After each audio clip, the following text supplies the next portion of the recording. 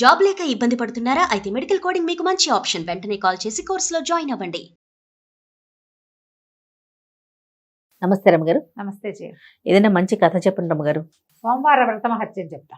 ఓ చెప్పండి చెప్పండి. బాగుంది కథ. సోమవార వ్రత మహత్యం అని అంటానికి లేదు, సీమంతిని కథ పేరు, అమ్మాయి పేరు. పూర్వం చిత్రవర్మ అని ఒక రాజుగారు ఉండేవారట.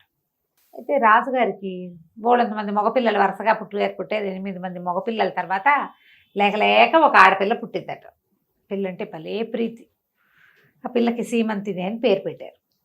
అయితే పిల్ల కొంచెం 5-6 సంవత్సరాలు 4 ఏళ్ళు వచ్చాక పొంచి పుట్టినప్పుడే జాతకం చూపించారు. చిన్నపిల్ల అప్పుడే జాతకం చూపిస్తే పిల్లకి వైధవ్యం ఉందని ఉంది.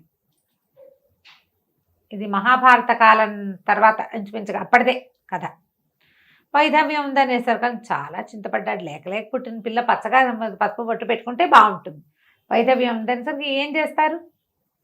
సరే ఇక ఆ పిల్ల పాపం వైధవ్యం ఉందని తెలుసుకున్న ఆ పిల్ల 8వ ఏట నుంచి సోమవారాలు వ్రతం చేసుకునేది. ప్రతి సోమవారము శివారాధన చేసేది, విపరీతమైన శివధ్యానం చేసేది. సోమవారం నాడు అసలు నిరాహారం, నిర్జలోపవాసమే.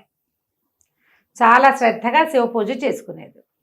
పిల్ల కొంచెం పెద్దదయ్యాక రకరకాల సంబంధాలు వచ్చినాయి. శివ పూజ వల్ల అదేదో మనగొడుతుంది అనుకున్నారు. చాలా మంచి సంబంధాలు వచ్చినాయి.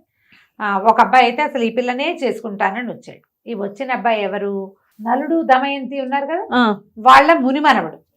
ఓ నలమహారాజు అంటే మహాభారత కాలం, భారతం తర్వాత ఏమో కదా ఈ నలుడు కలి ప్రవేశము అవి అటు ఇటుగా కాస్త ముందు వెనకగా ఉంటాయి. అది ఎప్పుడైనా నలుడికి మునిమనవుడు.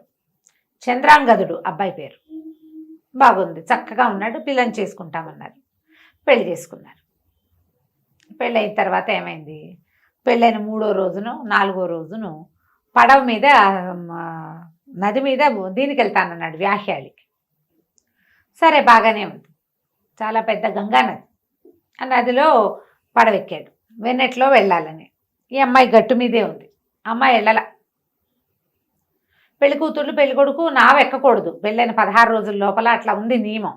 పిల్లవాడు ఈ రాజకుమారుడు సరదా పడుతున్నాడని ఎక్కిచ్చారు. ఆ పడవ కాస్త చూస్తూ ఉండగానే చటుక్కుని నీళ్ళల్లో మునిగిపోయింది పడవ. అయ్యో, రాకుమారుడితో సహా మునిగిపోయింది. మునిగిపోయేసరికి ఇంక ఏం చేస్తారు? ఈ పిల్ల బారు నేర్చింది. దీని మొహాన ముందే వైధవ్యం ఉంది, చిన్నప్పుడే తెలిసింది. అవును. ఈ ఆవిడ ఏంటంటే భర్త ఎప్పటికైనా లభిస్తాడు, నాకు కల్లో ఎప్పుడు కూడా గౌరీదేవి పచ్చగా ముతైదుగా ఉండని ఆశీర్వదిస్తూ కనపడేది, ఏనాటికైనా నా భర్త వస్తాడని ఆవిడ ఇంకా ఇంటికి వెళ్ళాల. ఆ గంగా నదీ తీరంలోనే ఒక కుటీరం లాంటిది నిర్మింపజేసుకుని అక్కడే ఉండేది భర్త కోసం. ప్రతి సోమవారము వ్రతం చేసేది, పూజ చేసుకునేది. రోజంతా అన్ని రోజులు పూజలు చేసుకునేది. సోమవారం నాడు విశేషించి నిర్జలోపవాసం చేసి వచ్చిన వాళ్ళకి దాన ధర్మాదులు చేసుకుంటూ అట్లా ఉండేది.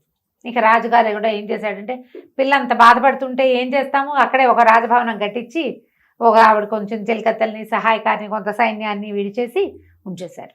మునిగిపోయాడు కదా రాకుమారుడు. ఈ మునిగిపోయిన వాడు డైరెక్ట్గా నాగలోకంలోకి పడ్డాడు. కొంతమంది నాగకన్యలు అతన్ని చూసి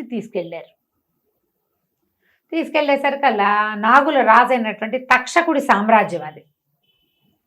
వాళ్ళు చూసి ఇతను ఎవరబ్బాయి ఏమిటి ఇలాగ నలుడు మనవుడు అంటే, నలుడికి తక్షకుడికి సంబంధం ఉంది కదా. అవును. నలుడిని కాటేసింది లేక 10గా అంకెలు లెక్క పెట్టి దశ అనగానే కాటేశాడు తక్షకుడు.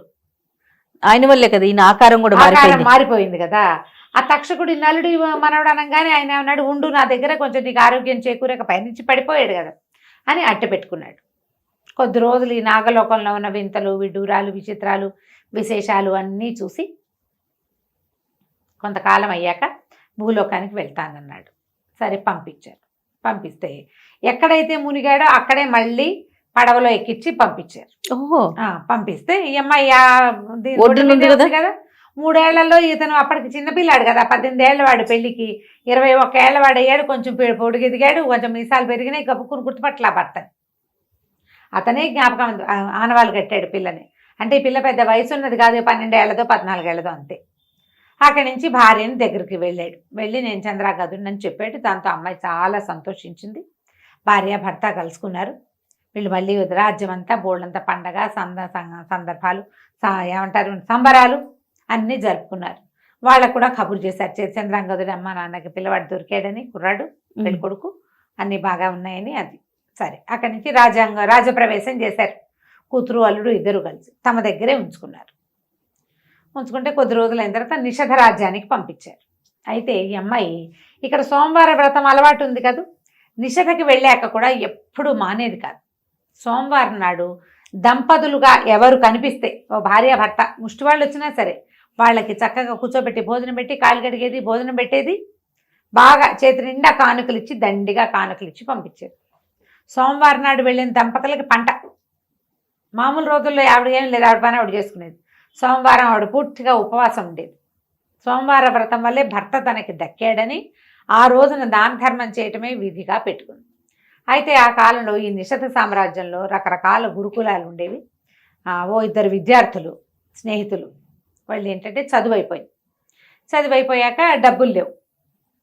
అందుకని ఆ ఊరి రాజుగారి దగ్గరికి వెళ్ళారు. వాళ్ళ ఊరి రాజుగారి దగ్గరికి వెళ్తే ఈయన ఏమన్నాడు, ఆ రాజు నవ్వుతూ మా హేళనగా, దంపతులుగా మారి వెళ్ళండిరా ఆవిడ దగ్గరికి, సీమంతిని దగ్గరికి, ఆ పిల్ల పేరు సీమంతిని, వెళ్ళండి దానం ఇస్తుంది తెచ్చుకుందురుగా అని అన్నాడు.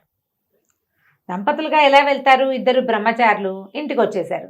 రాజు ఏ ద్రవ్యము సహాయం చేయలేదు, తమ జీవితం ఎట్లా గడుతుంది. అప్పుడు వీళ్ళంతా అలాగే విద్యార్థులు రాజు సహాయంతో జీవించేవాళ్ళు. ఈ విదర్భలో ఉన్న రాజు అట్లా అనేసరికి వీళ్ళు ఏమనుకున్నారు, నిషధ రాజ్యానికి వెళ్దాము, వెళ్ళి మనం డబ్బులు తెచ్చుకోవచ్చు అనుకుని ఒకడు సోమవంతుడు సుమేధుడు ఇద్దరు అబ్బాయిలు. వీళ్ళు ఏమనుకున్నారు, ఈ సోమవంతుడు అన్నాడు, ఒరే నేను ఆడవేషం వేసుకుంటాను, నువ్వు ఎలాగో మగవాడిగానే ఉంటావు, మన ఇద్దరం కలిసి వెళ్దాం, సోమవారం నాడు వెళ్తే ఆవిడ దానం ఇస్తుంది, తెచ్చుకుని సగం పంచుకుని నీ జీవితం నువ్వు నా జీవితం నేను అనుభవిద్దామన్నారు. బాగుందిగా. అక్కడి నుంచి ఏం చేశారు, ఇద్దరు కలిసి అక్కడికి వెళ్ళిపోయారు. నిషధ రాజ్యానికి వెళ్ళి వేషం మార్చుకున్నారు. ఈ సోమవంతుడు సోమావతి అనే పేరు పెట్టుకున్నాడు. సోమావతి సుమేధుడు ఇద్దరు కలిసి సోమవారం నాడు పొద్దున్నే చక్కగా లక్షణంగా తయారైన బ్రాహ్మణ దంపతులు వెళ్ళారు. వెళ్ళేసరికి ఆవిడ ఆనందంతో చక్కగా యువకులు కొత్తగా పెళ్ళైన వాళ్ళు వచ్చారని చాలా బాగా కాళ్ళు చేతులు కడిగిచ్చింది. తర్వాత ఏమో భోజనం పెట్టింది, తాంబూలాలు ఇచ్చింది, బట్టలు ఇచ్చింది, బోలెడంత బంగారము నగలు ఇచ్చింది. ఈ అమ్మాయి సోమావతికి పైనుంచి కింద దాకా అలంకారాలన్నీ వేయించింది. పేద బ్రాహ్మణ గృహిణి వెళ్ళింది, వధువుకి ఇక్కడి నుంచి ఆభరణాలు ఉండాలా, ఏమో మెళ్ళో 2 ఉన్నాయి, నల్లపూసలు పసుపు తాడు ఉంటే బంగారం వేసి, గాజులేసి, తర్వాత దండకడియాలేసి, తర్వాత వడ్డాణం పెట్టి, కాళ్ళకేవో సన్నటి పట్టీలు ఉంటే పెద్ద పెద్ద బంగారు పాజేబులు పెట్టించి మొత్తం అలంకారం చేసి, బ్రాహ్మడికేమో ఈ సుమేధుడికి ఇంత మూట బంగారం చేతిలో పెట్టింది కాసులు. సరే బయటకు వచ్చారు. వచ్చిన తర్వాత ఇద్దరు కలిసి తాము ఎక్కడ బస చేశారో అక్కడికి వెళ్ళారు. వీడు వస్త్రాలు విప్పితే వీడు స్త్రీగా మారిపోయి ఉన్నాడు. ఇక రూపం మారలా, బట్టలు మార్చుకుంటే మారిపోయేది కాదు, శరీరంలో మార్పే వచ్చేసింది. దానికి తోడు ఈ పక్కన ఉన్న సుమేధుడి మీద మనసుగా ఉంది. ఈ అమ్మాయికి బుద్ధి కూడా స్త్రీ బుద్ధి వచ్చేసింది. వాడికి వీడిని పెళ్లి చేసుకుందాం, వీడితో ఉందాం, వాడు అటు ఇటు వెళ్తే అటు వెళ్ళిపోతున్నాడని బెంగ వచ్చేయటం, అలాంటి భావాలు పుట్టేసినాయి. ఈ సుమేధుడు నీకేం పోయే కాలం రా, మన ఇద్దరం స్నేహితులం కదరా అంటే, ఏమో అవన్నీ నాకు తెలీదు, నాకు నేను పెళ్లి చేసుకోవాలని, నీతో పాటే ఉండాలని అనిపిస్తోంది అంట మొదలుపెట్టాడు. శరీరమేమో మారిపోయింది, ఎలా వెనక్కి రావాలో తెలియదు. ఇక ఆ రాజ్యం మంది కాదు కదా, ఏం చేస్తారు, మళ్ళీ విదర్భ రాజ్యానికి ప్రయాణం కట్టారు. ఇద్దరు కలిసి మరేం చేస్తారు, కలిసి వస్తున్నారు. ఇంటికి వచ్చి ఎవరింటికి వాళ్ళు వెళ్ళిపోయారు. వెళ్ళిపోయేసరికల్లా ఈ స్త్రీ రూపంలో ఉన్న తన కొడుకుని చూసేసరికల్లా, అదేంటో అలాంటి వేషం వేసుకున్నావు, మార్చుకో బట్టలు అంటే, నేను ఇలాగే ఉంటాను, నాకు ఇలాగే ఇష్టం అంట మొదలెట్టాడు వాడు. ఇదేం వేషం, అసలు ఏం జరిగింది అని చెప్పేసి ఈయన ఏం చేశాడు, ఈ సోమావతి సోమవంతుడి నాన్న ఆ సుమేధుడు ఇంటికి వెళ్ళాడు. అసలు ఏం జరిగింది, ఏం చేశారు మీరు అని. ఏం చేశారు అంటే సరే జరిగింది చెప్పారు. ఆ విదర్భరాజు దగ్గరికి వెళ్ళాము, ధన సహాయం చేయమని అడిగితే, భార్యాభర్తలుగా వెళ్ళి డబ్బులు తెచ్చుకోండి అని చెప్పాడు రాజు. మరి అది చూద్దాం అనుకున్నాం, ఆమె దానం ఇచ్చింది, తెచ్చుకున్నాం. ఆ రోజు నుంచి మీ వాడి పరిస్థితి మారిపోయింది, వాడేమో అమ్మాయిగానే అయిపోయాడు, నేను స్త్రీగానే ప్రవర్తిస్తున్నాడు, మనిద్దరం పెళ్లి చేసుకుందాం ఇంటికి వెళ్ళాకంటాడు, నీ మీద నాకు మనసుగా ఉందంటాడు, మనిద్దరం కలిసి జీవిద్దామంటాడు, నేనేం చేయాలో నాకు తెలియటం లేదు, వాడికి ఏం మాయ చేస్తే వాడు మామూలు అవుతాడో తెలీదు, మేము ఏ మందులు వేసుకోవాలా, మాయలు చేయాలా, జస్ట్ స్త్రీ వస్త్రధారణ చేయించాను అంతే. దాంతో అక్కడి నుంచి నా పురోహితుల్ని అందరినీ కనుక్కున్నాడు. అయితే మన ఒక శివాలయంలో స్వామి ఒంటి మీదకి వస్తాడు ఒకళ్ళకి. అక్కడికి వెళ్ళి ప్రశ్నిస్తే శివుడి కోసం తపస్సు చేయమన్నారు. సరే కొన్ని రోజుల పాటు రోజు ఏకాదశ రుద్రాభిషేకాలు చేశారు 11 రోజుల పాటు. 11వ రోజున శివుడి వాక్కు వినపడింది. ఓకే. దంపతులుగా ఈ అమ్మాయి సీమంతుని చేతి దానం పుచ్చుకున్న వాళ్ళు శాశ్వతంగా దంపతులుగా ఉండవలసిందే.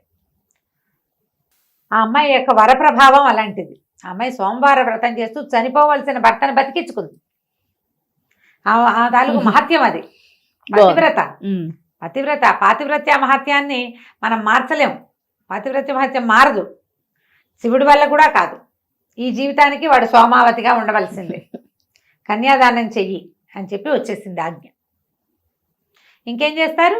ఆ సోమావతిని ఈ సుమేధుడికి ఇచ్చి పెళ్లి చేసి ఆవిడ పెట్టిందిగా సీమంతిని, ఇచ్చిన బంగారం వెండి సామాన్లు గోళ్ళని సామాన్లు ఇచ్చింది కదా, వస్తువులు ఇచ్చింది కదా, నగలు గీగలు అన్నీ ఇచ్చి సాలంకృత కన్యాదానం చేసి వాడికి ఇచ్చి పెళ్లి చేసేసారు.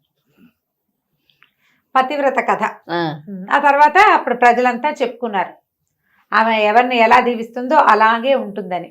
ఆ తర్వాత బాగా సీమంతుని యొక్క ఖ్యాతి ఎన్నో సంవత్సరాల తరబడి ఆ 2 దేశాల ప్రజలు చెప్పుకుంటూ ఉండేవారట. కథ కంచికి మనం ఇంటికి. నమస్తే రమ్మగారు. నమస్తే.